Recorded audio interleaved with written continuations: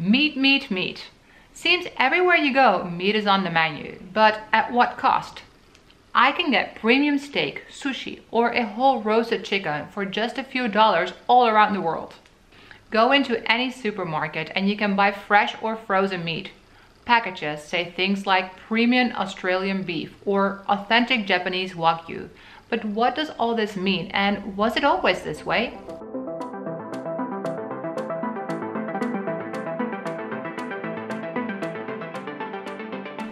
It seems meat consumption is on the rise, according to research. Global demand for meat is growing. Over the past 50 years, meat production has more than tripled. The world now produces more than 340 million tons each year. The meat lovers out there might be saying, so what? Meat is delicious. But just because something tastes good, it doesn't mean that it is good for you or the environment. Hello, welcome to my channel. My name is Yvonne and I am on a journey towards sustainability and conscious living. In this video, I'm going to be talking about the growing problem of meat consumption, and I will share some tips on how you can help solve this problem. If you clicked on this video, you probably already have an idea about how bad meat is for the environment. I was blown away though when I started to research this topic. So I wanted to share a few things that shocked me. Research shows that about 27% of all greenhouse gases are created by food production. More than 60% of all greenhouse gases created by food production are directly related to meat production, or put another way, around 16% of all greenhouse gases released each year are related to meat production.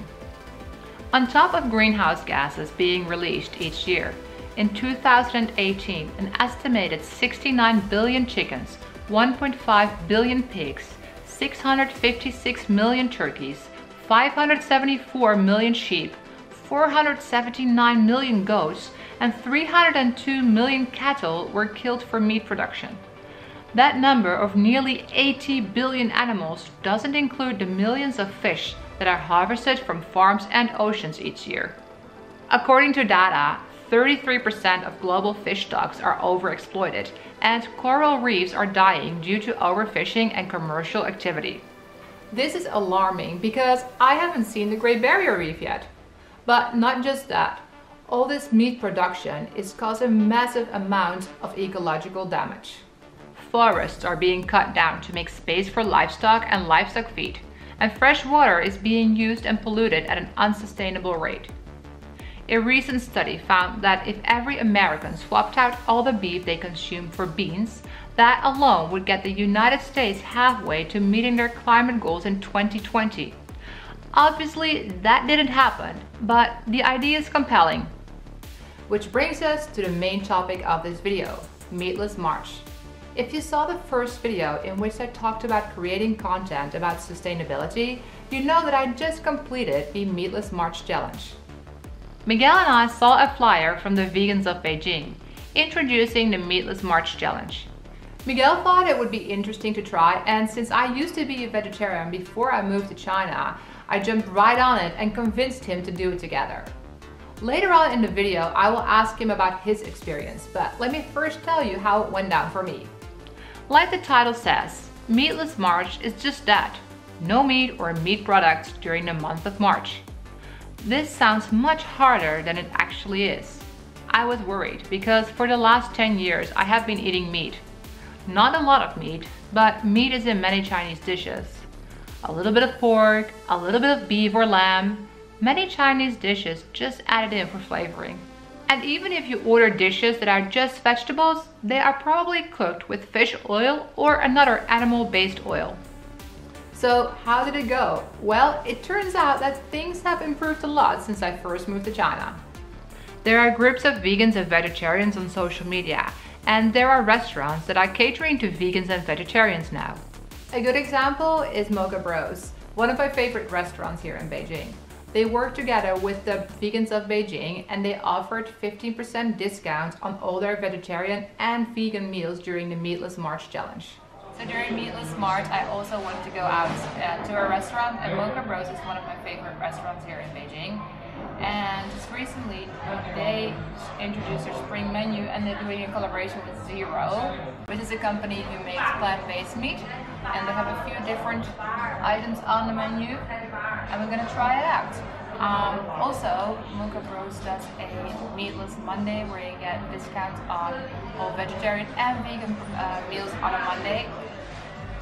This is a new meatball sub, zero meat. So it's vegetarian and it has some Parmesan cheese on it. And it's a little spicy, I think. I can smell it. I have never had the products of Zero. But let's squeeze this thing together. The consistency looks like a real meatball. Has a good flavor. A bit salty, spicy. The consistency doesn't make me think of a meatball. It's less firm. The flavor of it is pretty good.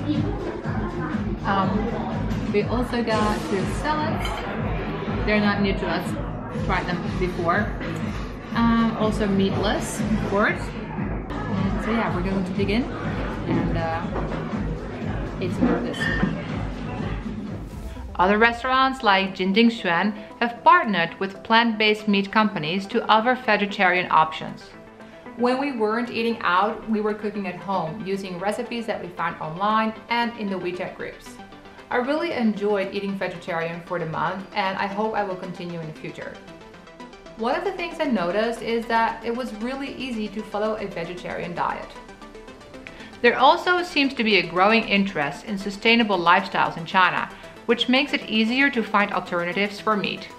But like I said earlier, I wanted to get Miguel's opinion on the Meatless March challenge as well. So let's talk to him now and see what he thinks of this challenge. This is my husband Miguel, and he was the one who suggested to do the challenge together. And so yeah, we did Meatless March together, and I thought I would ask him about his experiences. So why did you want to join the challenge in the first place? Well, as we're moving into more sustainable content on your channel, it seemed like a good time to focus on one of the things that we can control in our everyday life, which is our food and what we eat. So it seemed like a good time to try something new. That makes a lot of sense. Have you ever tried a vegetarian diet before? No, this was actually the first time I've ever been without meat. I've never actually gone without meat for a substantial period of time, and this is the longest I've gone. So it was a new experience for me.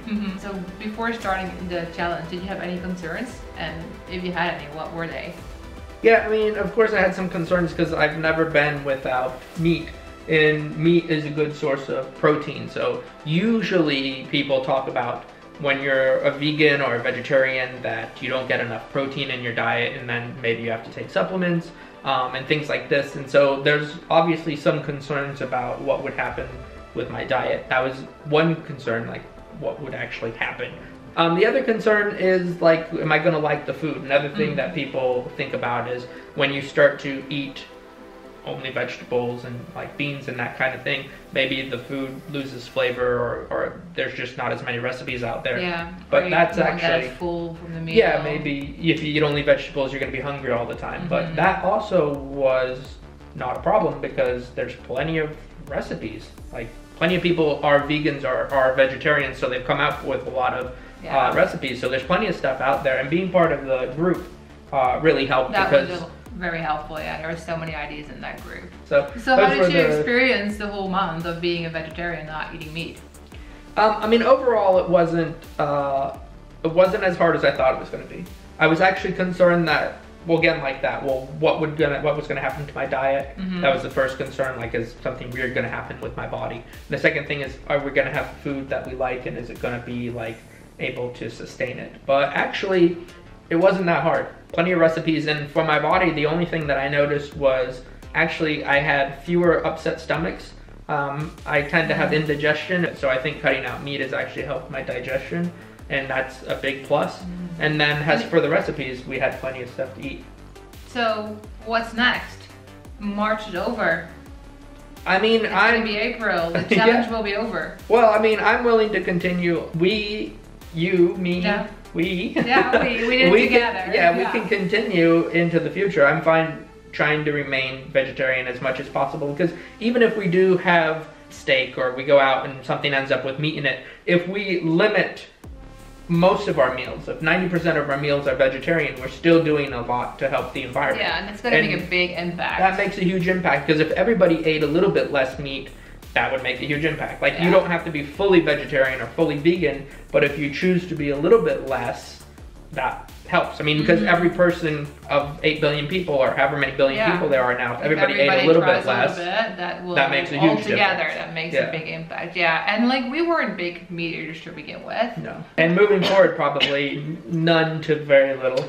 Yeah, I'd agree. I'm up for continuing. I mean, I was vegetarian for 10 years, and that was you were vegetarian for 10 years. I don't mind continuing this. I mean, one of the big things was here in China, we were a little bit worried of whether or not we could do it, but we've been able to do it for a month, so why can't we do it for a lifetime or another month or 6 months or whatever?